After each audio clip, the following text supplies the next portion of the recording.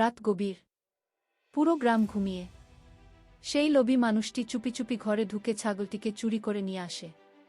তার মুখে একটিই কথা, এই ছাগল আমার হলে আমি অনেক ধনী হয়ে যাব।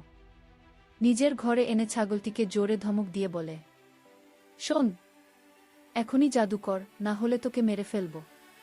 ছাগলটা চুপচাপ দাঁড়িয়ে থাকে। তার চোখে হঠাৎ এক রহস্যময় আলো জ্বলে ওঠে।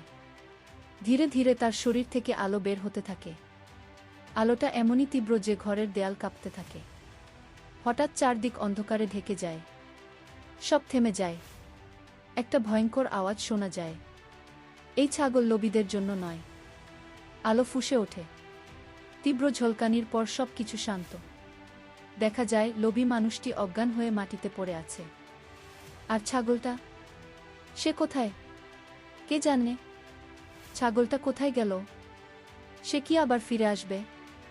জানতে হলে অবশ্যই দেখুন পার্ট 3। আর গল্প ভালো লাগলে এখনই চ্যানেলটি সাবস্ক্রাইব করে রাখুন।